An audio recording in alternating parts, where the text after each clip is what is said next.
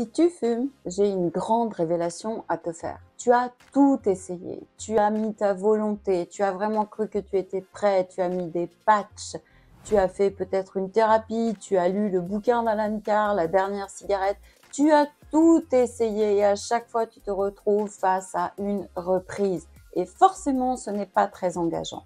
Lorsque je vois que des hypnothérapeutes conseillent à leurs consultants une séance pour réduire la cigarette, je vais te dire autre chose. Réduire, c'est entretenir. Et ce n'est donc pas une bonne idée pour toi qui es fumeur et qui veut te débarrasser complètement de cette cigarette. Quelle est cette révélation? C'est que d'abord, tu dois travailler sur le fait que quitter la cigarette est donc une séparation. Tu quittes quelque chose. Tu quittes pas seulement des rituels et des habitudes. Tu quittes quelque chose qui a compté pour toi.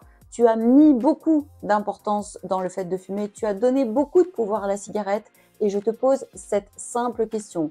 Qu'est-ce que ça te fait à l'intérieur de toi quand tu te dis « Aujourd'hui, la cigarette et moi, c'est fini ». Voici ce que ça fait forcément de se dire cette phrase. Ça procure des émotions et ce sont ces émotions qu'il va falloir aller travailler pour que tu te sépares définitivement de la cigarette simplement et sans souffrir et surtout que tu n'y retournes plus jamais.